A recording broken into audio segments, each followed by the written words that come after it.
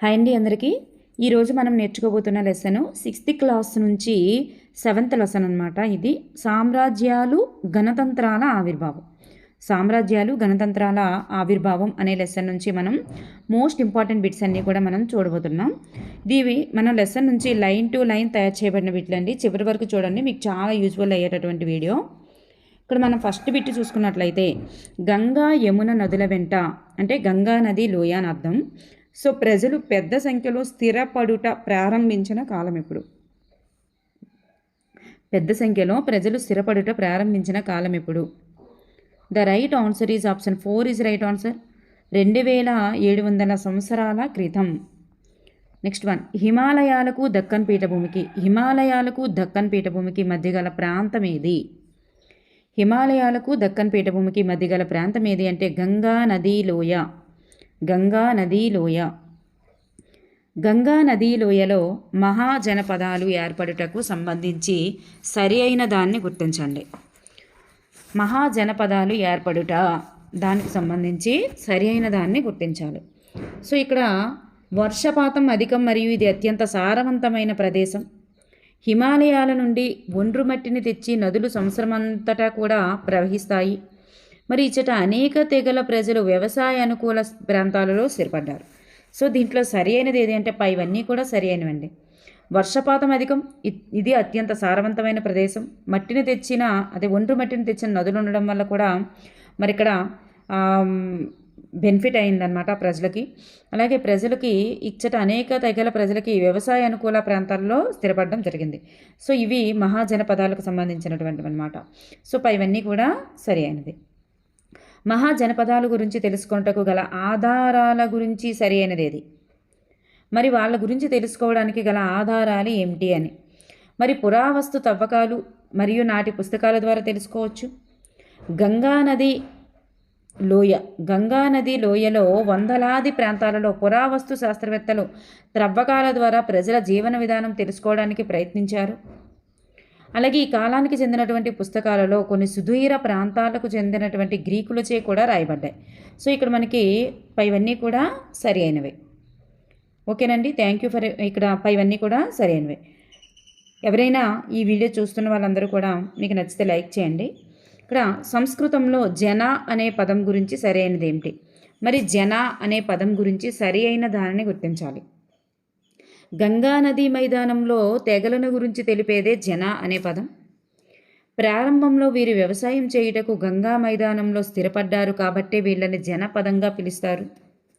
శాక్య, లిచ్చవి, మల్ల, వైదేహి మొదలైన తెగలు జనపదానికి చెందుతారు. సో జన అనే పదానికి సంబంధించి పైవన్నీ కూడా సరి అయినవి. నెక్స్ట్ వన్, గంగా నదీ లోయలో ప్రవహించేటటువంటి నదులు ఏవి? గంగా నదీ లోయలో ప్రవహించేటటువంటి నదులు ఏవి? Option 2 is the right answer. Ganga మరియు యమున. గంగా నదీ లోయలో ప్రాచీన తెగలు స్థిర నివాసం ఏర్పరచుకోవడానికి గల కారణం ఏమిటి? మరి గంగా నదీ లోయలోనే ప్రాచీన తెగలు స్థిర నివాసం ఎందుకు ఏర్పరచుకున్నారు?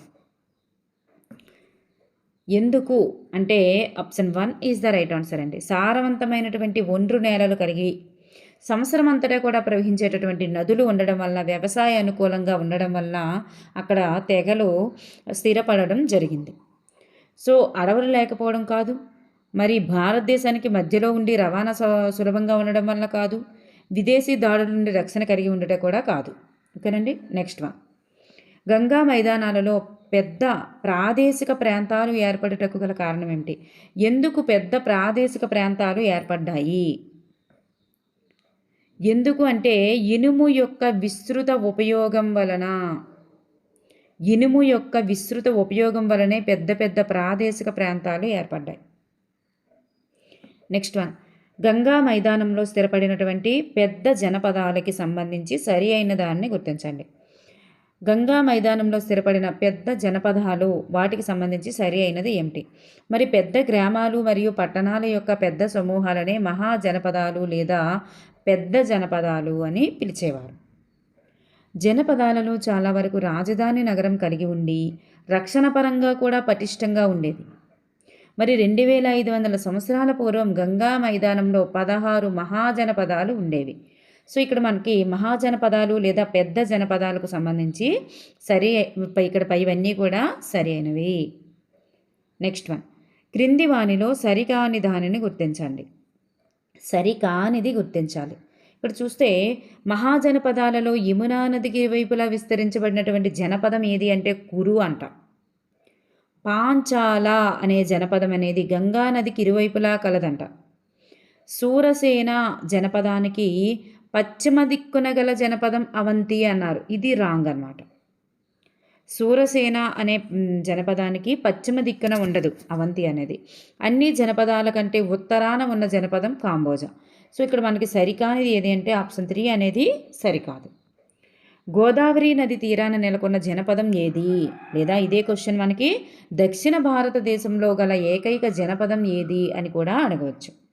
The right answer is Asmaka. Asmaka is the right answer. Next one, క్రింది వానిలో సరి అయిన దానిని గుర్తించండి. గాంధార అనే జనపదం అనేది జీలం నది తీరాన కలదు. జనపదాలలో అత్యంత తూర్పుగా ఉన్నది ఏది అంటే అంగ. మగధకు ఉత్తరంగా మరియు గంగానదికి ఉత్తరంగా ఉన్నటువంటి జనపదం వజ్జి. గుర్తుపెట్టుకోండి. సో ఇక్కడ మనకి పైవన్నీ కూడా సరి అయినవి. హస్తినాపురం. హస్తినాపురం అనగా ప్రస్తుతం ఏ నగరం?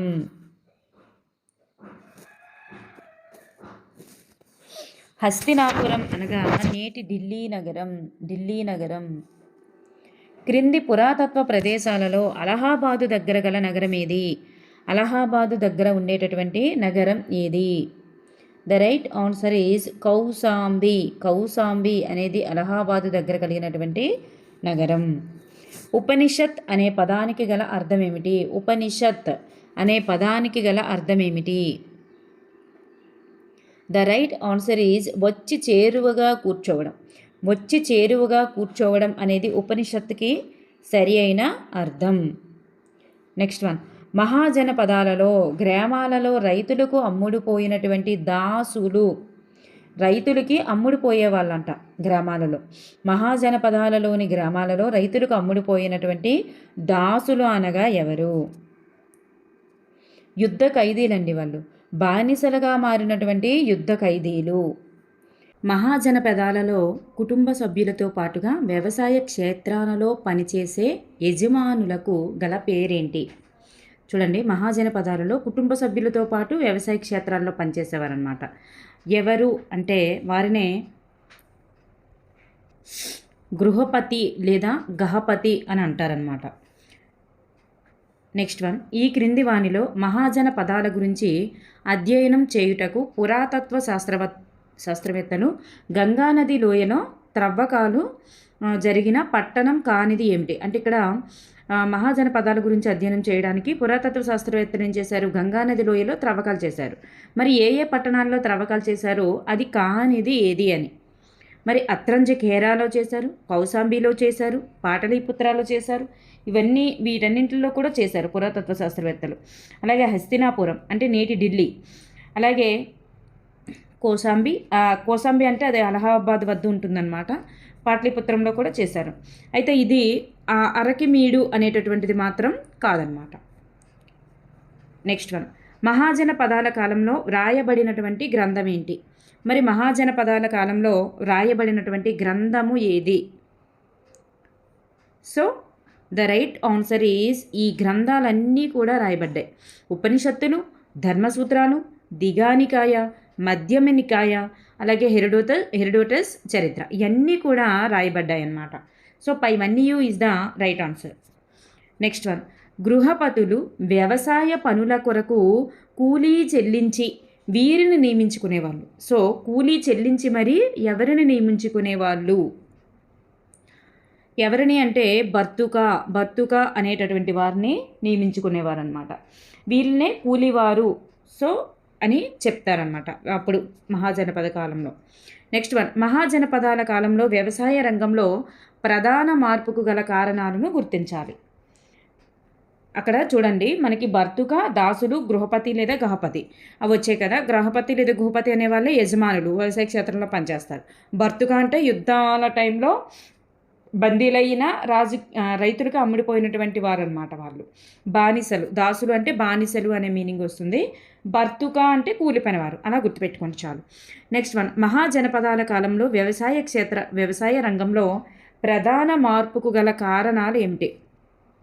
చాలా చాలా ఇంపార్టెంట్ బిట్ అండి ఇది. ఎందుకంటే మనకి లేటెస్ట్ డిఎస్సి వర్షన్లో ఇట్లాంటివే ఇస్తున్నారనమాట. సో ఏంటంటే ఇవన్నీ కూడా ఇనుప నాగలి వినియోగం, వరి నారు పోసేటటువంటి పద్ధతి, దీనివల్ల కూడా మహాజనపద కాలంలో వ్యవసాయంలో మార్పు వచ్చింది.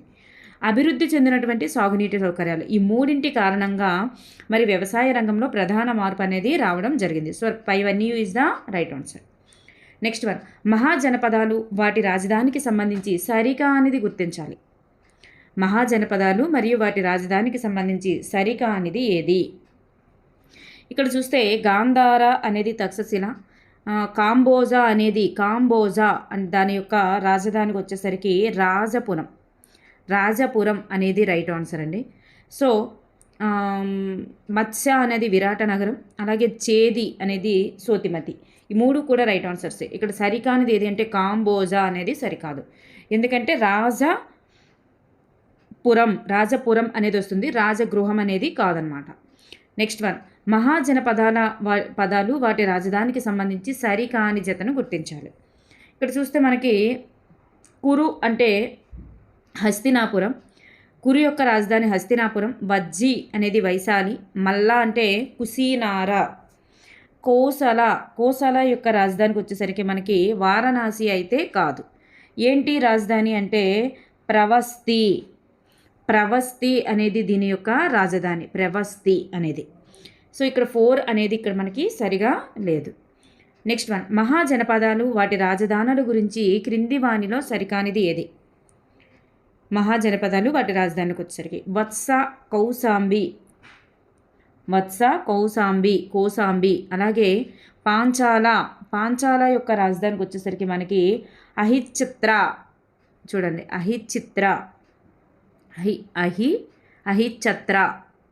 అనేటటువంటిది వస్తుంది. ఈ దౌసాని అనేది రాంగ్. సౌరసేన మధుర, కాశీ అనేది వారణాసి. కాశీ అనేది వారణాసి. సో ఇక్కడ మనకి సరికానిది ఆప్షన్ 2 అనేది సరికాదు. నెక్స్ట్ వన్, మహాజనపద కాలం నాటి పరిస్థితులకు సంబంధించి క్రింది వానిలో సరికానిది గుర్తించాలి. మరి అప్పటి పరిస్థితులు ఎట్లా ఉండేవి? మరి అందులో సరికానిది ఏది? అక్కడికి వచ్చేసరికి మనకి ఇనుప వస్తువులను తయారు చేసేవారిని కమ్మరి అని పిలిచేవారు. అత్యధిక భూమి ఉన్నటువంటి వ్యక్తి గ్రామ పెద్దగా పిలువబడుతూ మరి వాళ్ళే గ్రామానికి నాయకుడిగా ఉండేవారు. రాజు తరపున గ్రామస్తుల నుండి గ్రామ పెద్దనే పన్నులు వసూలు చేస్తూ కొన్ని సమయాల్లో న్యాయమూర్తిగా, పోలీస్ అధికారిగా శాంతి భద్రతలను కూడా కాపాడుతూ ఉండేవారనమాట. సో ఇవన్నీ కూడా అప్పటి పరిస్థితుల్లో ఉండేవి. మరి వ్యవసాయానికి పనికి వచ్చేటటువంటి పనిముట్లను తయారు చేసేవారిని కుమ్మరి అంటారు అనేది రాంగ్ అనమాట. సో వ్యవసాయానికి పనికి వచ్చేటటువంటి పనిముట్లను తయారు చేసేది ఎవరు అంటే కమ్మరి వారు అనమాట. కమ్మరి is the right answer. So ఇక్కడ కుమ్మరి అనేది wrong. Next one, painted gravure నాకు సంబంధించి సరి అయినది కానిది ఏది?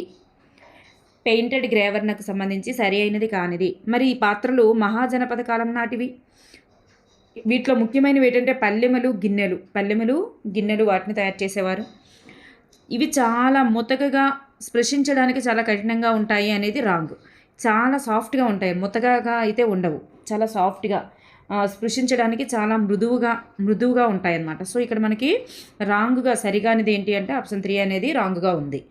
బూడిద రంగు కుండలపై చిన్న చిన్న గీతలు, రేఖాగణిత నమూనాలు చిత్రించబడి ఉంటాయి. వీటినే మనం పెయింటెడ్ గ్రేవర్ అని చెప్పేసి అంటారనమాట. అంటే మట్టి కుండలపైన బూడిద రంగు, ఏ రంగు అంటే బూడిద రంగు మట్టి కుండలపైన చిన్న చిన్న గీతలు కానీ రేఖాగణిత నమూనాలు కానీ చిత్రించబడినటువంటి పల్లెములు, గిన్నెలు మహాజనపద కాలం నాటివి, పెయింటెడ్ గ్రేవర్. ఓకేనండి. నెక్స్ట్ వన్, మహాజనపద కాలం నాటి పరిస్థితులకు సంబంధించి సరికానిది గుర్తించాలి. మరి ఇక్కడ రాజులు పాలించేవారు, రాజులు ప్రజల నుండి పన్నులు కూడా వసూలు చేసేవారు. అలాగే యజ్ఞాలు, జంతు బలులకు చాలా ప్రాధాన్యం ఉండేది. సో ఉండేది కాదు అన్నారు కాబట్టి ఇక్కడ మనకి 2 అనేది సరికాదు. చెక్క, రాళ్ళు, ఇటుకలు, మట్టితో చుట్టూ ప్రతిష్టమైనటువంటి కోట గోడను కూడా నిర్మించేవారు. అలాగే గృహపదులు, వృత్తి పనివారు, వ్యాపారుల నుండి పన్నులను వసూలు చేయడానికి అధికారులు కూడా ఉండేవారు. సో ఇక్కడ మనకి ఆప్షన్ 2 అనేది ఇక్కడ మనకి సరికాదు. నెక్స్ట్ వన్, మహాజనపద కాలంలో ప్రజలు పన్నులను చెల్లించే విధానానికి సంబంధించి సరికానిది ఏంటి? మరి ఏ రూపంలో పన్నులు చెల్లించేవారు? చూడండి, అక్కడ ప్రజలు గృహపతులు ఏం చేసేవారంటే, మరి వ్యవసాయం చేస్తారు కదా వాళ్ళు ధాన్య రూపంలో పన్నును చెల్లించేవారు. మరి వృత్తి పనివారు ఏం చేసేవారు అంటే, ప్రతి నెల ఒక రోజు ఉచితంగా పని చేయడం వల్ల కూడా పన్నును చెల్లించేటట్లుగా చేసేవారు. పశువులు, గొర్రెలు మంద కాసేవారు ఏం చేసేవారు అంటే, జంతువులను లేదా జంతు ఉత్పత్తులని పన్నుగా చెల్లించేవారంట. మరి వేట సేకరణ చేసేవారు ఏ రూపంలో చెల్లించేవారు అంటే, వారు అటవీ ఉత్పత్తులు సేకరించినటువంటి తోళ్ళు, కలప వంటి వాటిని ఇచ్చేవారు. ఈ డబ్బులు రూపంలో అయితే ఇచ్చేవారు కాదు. కలప అలాగే వాళ్ళు సేకరించినటువంటి ఉత్పత్తుల్ని ఇచ్చేవారు. సో ఇక్కడ ఆప్షన్ 4 అనేటటువంటిది రాంగ్ అనమాట. నెక్స్ట్ వన్, మహాజనపద కాలంలోనే నాణేలను ఉపయోగించడం ప్రారంభమైంది. గృహపతులు పంటలో 6వ వంతు భాగాన్ని రాజుకు చెల్లించేవారు. చూడండి, ఇక్కడ 2 కన్క్లూజన్స్ ఉన్నాయి. అందులో ఏంటి సరి అయింది చూద్దాం. మహాజనపద కాలంలోనే నాణేలను ఉపయోగించడం ప్రారంభమైందని అంటున్నారు. మరి అంతకుముందు నాణేలు లేవా? మరి గృహపతులు పంటలో 6వ భాగాన్ని రాజుకు చెల్లించేవారు, దీనినే బాగా అని పిలిచేవారు అని అంటున్నారు. సో ఈ 2 కన్క్లూజన్స్లో కరెక్ట్ అయినది ఏది? సరి అయినది ఏది అంటే పై 2 కూడా సరి అయినవే. చూడండి, మహాజనపద కాలంలోనే నాణ్యాలను ఉపయోగించడం ప్రారంభమైంది. మరి గృహపతులు పంటలోని 6వ భాగాన్ని రాజుకు చెల్లించేవారు, దీన్నే బాగా అని పిలిచేవారు. నెక్స్ట్ వన్, రైతులు మెరుగైన సాగునీటి వస్తువులను, మెరుగైన వ్యవసాయ విధానాలను అనుసరించి అధిక ఉత్పత్తి సాధించడానికి రాజులు ప్రోత్సహించేవారని చరిత్రకారుల అభిప్రాయం. చూడండి, రైతులంట మెరుగైన సాగునీటి వస్తువులను, మెరుగైనటువంటి వ్యవసాయ విధానాలని అనుసరించి అధిక ఉత్పత్తి సాధించడానికి రాజులు రైతుల్ని ప్రోత్సహించేవారని చరిత్రకారుల అభిప్రాయం అంట. సో ఎందుకు అలా పడ్డారు చరిత్రకారులు? రైతుల్ని రాజులు ప్రోత్సహిస్తున్నారని చరిత్రకారులు ఎందుకు అభిప్రాయపడ్డారు? ఎందుకు అంటే తద్వారా రాజుకు ఎందుకలా ప్రోత్సహించేవారు రాజులు రైతులకి అంటే, తద్వారా రాజుకు ఎక్కువ పన్ను లభిస్తుంది కాబట్టి అట్లా ప్రోత్సహించేవారు. అర్థమైందండి? నెక్స్ట్ వన్, క్రింది పదాలకు సరైన అర్థాన్ని సూచించేటటువంటి జత కాని దానిని గుర్తించాలి. పదాలు ఘన, సంఘ, రాజ్యం, ఘనరాజ్యం. వీటన్నింటిలో సరిగా లేని దాన్ని గుర్తించాలి. ఘన అంటే అర్థం ఏమిటి? సమాన హోదా ఉన్నవారు అని అర్థం. ఘన అంటే సమాన హోదా ఉన్నవారు అని అర్థం. అలాగే సంఘ అంటే అర్థం ఏంటంటే శాసనసభ లేదా ఒక సంస్థ లేదా సంఘం అని అర్థం. రాజ్యం అంటే రాజు లేదా రాణి పరిపాలించేటటువంటి భూభాగాన్నే రాజ్యం అంటారు. మరి ఘనరాజ్యం అంటే అర్థం ఏంటంటే అనేక ప్రాంతాల పాలకులు సభ్యులుగా ఉన్నటువంటి రాజ్య వ్యవస్థనే ఘనరాజ్యం అంటారు. సో ఇది మనకి సరిగా లేనిది ఏది అంటే, ఇక్కడ మనం చూస్తే ఇక్కడ ప్రతిదీ కూడా మనకి సరి అయినదే ఉందండి. ఇక్కడ ప్రతిదీ కూడా సరి అయినదే ఉంది. సో సరి కానిదంటూ ఇక్కడ మనకి ఏమీ లేదు. మనం ఆప్షన్స్ అన్నీ కూడా సరి అయినవే ఇచ్చుకున్నాం. నెక్స్ట్ వన్ చూద్దాం. మగధ ఒక శక్తివంతమైన రాజ్యం మరియు రాజుల పరిపాలనలో ఉన్నటువంటి రాజ్యం. అలాగే వజ్జి అనేది ఒక ఘనరాజ్యం. సో ఈ రెండింటిలో మనకి సరి అయినది ఏది? మగధ అనేది ఒక శక్తివంతమైన రాజ్యం మరియు రాజుల పాలనలో ఉన్నటువంటి రాజ్యం. వజ్జి అనేది ఒక ఘనరాజ్యం. సో రెండింటిలో సరి అయినది ఏది అంటే పై 2 కూడా సరి అయినవి. కానీ వాక్యం గుర్తుపెట్టుకోండి, శక్తివంతమైన రాజ్యం ఏది అని చెప్పేసి మనకి బిట్ అడగవచ్చు. ఈ క్రింది వాటిలో ఘనరాజ్యం ఏదని కూడా అడగవచ్చు. నెక్స్ట్ వన్, మగధ రాజ్యం ఒక శక్తివంతమైన రాజ్యంగా ఎదగడానికి గల కారణం ఏంటి? ఎందుకు అలా ఎదగగలిగింది? మరి మగధలోని కొంత ప్రాంతంలో అడవులు ఉన్నాయి. అడవుల నుండి ఏనుగులను పట్టుకొని యుద్ధాల్లో పోరాడడానికి వాటికి శిక్షణ ఇచ్చేవారు. మగధ రాజ్యంలో దక్షిణ ప్రాంతంలో ఖనిజ నిక్షేపాలు ఉండేవి. మరి ఇది గంగా నదికి ఇరువైపులా విస్తరించి ఉంది. దేని కారణంగా అంటే మరి వీటన్నింటి కారణంగా మగధ అనేది శక్తివంతమైన రాజ్యంగా ఎదగగలిగింది. గంగా నదికి ఇరువైపులా ఉండడం వలన, మరి దక్షిణ ప్రాంతంలో ఖనిజ నిక్షేపాలు ఉండడం వలన, మరి ఏనుగులు పట్టుకొని యుద్ధాల్లో పోరాడడానికి ఏనుగుల్ని శిక్షణ ఇచ్చేవారు. అంటే కొంత ప్రాంతంలో అడవులు ఉండడం వలన వీటన్నింటి కారణంగా శక్తివంతమైన రాజ్యంగా మగధ అనేది రావడం జరిగింది. నెక్స్ట్ వన్, మగధను పాలించినటువంటి మొదటి రాజు ఎవరు? మగధను పరిపాలించినటువంటి మొదటి రాజు బింబిసారుడు. ఎవరి కాలంలో మగధ రాజ్యం వాయవ్యం నుంచి ఒడిశా వరకు విస్తరించింది? ద రైట్ ఆన్సర్ ఈజ్ మహాపద్మనందుని కాలంలో. వజ్జీ రాజ్యానికి సంబంధించి సరి అయినది ఏమిటి? ఇది మగధ రాజ్యానికి ఉత్తరంగా కలదు. ఈ రాజ్యంలో ఒకే పరిపాలకులు కాకుండా ఒక పరిపాలకుల బృందం అనేటటువంటిది ఉంటుంది. ఒక పరిపాలకుల బృందం. వజ్జి అనేది ఒక ఘన రాజ్యం. ఒక పరిపాలకుల బృందం అనేది పాలిస్తుంది. ప్రతి ఒక్కరూ కూడా తమకి తాము రాజు అని పిలుచుకునేవారు. ఇది మగధకి ఉత్తరంగా కలదు. సో ఇవన్నీ కూడా మనకి ఇక్కడ సరి అయినవి.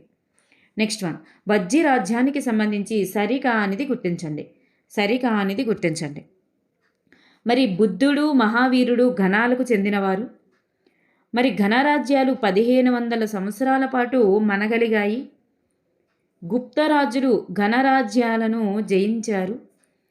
మహిళలకు, బానిసలకు, సేవకులకు వీరి సమావేశాల్లో పాల్గొనే అవకాశం కూడా ఉండేది. కానీ ఇక్కడ ఉండేది కాదు అన్నాం కాబట్టి సరి కానిదే ఆప్షన్ 4 అనేది ఇక్కడ మనకి సరిగా లేదు. చూడండి, ఇక్కడ మహిళలకి, బానిసలకు, సేవకులకు వీళ్ళందరికీ కూడా సమావేశంలో పాల్గొనే అవకాశం ఉండేదంట వజ్జీ రాజ్యంలో. చూడండి, బుద్ధుడు, మహావీరుడు ఈ ఘనరాజ్యానికి సంబంధించినటువంటి వారు. నెక్స్ట్ వన్, అలెగ్జాండర్కు సంబంధించి క్రింది వానిలో సరికానిది ఏమిటి? మాసిడోనియా అంటే గ్రీస్ యొక్క పాలకుడు ప్రపంచ విజేతగా మారాలని కోరుకున్నాడు, కానీ జయించలేకపోయాడు. ఈజిప్ట్ మరియు పశ్చిమాసియా యొక్క భాగాలను జయించి భారత దీపకల్పానికి చేరుకొని బియాస్ నదీ తీరం వరకు కూడా వచ్చాడు. మరి భారతదేశంలో పాలకుల వద్ద సైన్యాలు, రథాలు, ఏనుగులు లేవని వీరు భయపడలేదు అన్నారు. సో ఇది మనకి ఇక్కడ రాంగ్ ఆన్సర్ అన్నమాట. రాంగ్. నెక్స్ట్ వన్, మహాజనపద కాలంలో వేదాల యొక్క ఆధిక్యతను ప్రశ్నించినటువంటి మతం ఏంటి? వేదాల ఆధిక్యతను ప్రశ్నించిన మతం ఏది? బౌద్ధ మతం, జైన మతం, లోకాయుత, అజీవక. ఈ 4 మతాలు కూడా మహాజనపద కాలంలో మరి వేదాల యొక్క ఆధిక్యతను ప్రశ్నించాయి. నెక్స్ట్ వన్, గాంధార శిల్పకళకు సంబంధించి సరికానిది గుర్తించండి. ఇది అస్మక అనే మహాజనపదం చుట్టూ అభివృద్ధి చేయబడింది అన్నారు. ఇది రాంగ్ అండి. గాంధార శిల్పకళకు సంబంధించి ఇది రాంగ్. ఇది తక్షశిల చుట్టూ, ఇక్కడ అంటే తక్షశిల చుట్టూ మరి ఈ మహాజనపదం అనేటటువంటిది తక్షశిల మహాజనపదం చుట్టూ ఈ గాంధార శిల్పకళ అనేది అభివృద్ధి చేయడం జరిగింది. కాబట్టి ఈ ఫస్ట్ అనేది మనకి ఇక్కడ సరిగా లేదు. ఇది గ్రీకు కళతో ప్రభావితమైంది. శిల్పం యొక్క ప్రత్యేక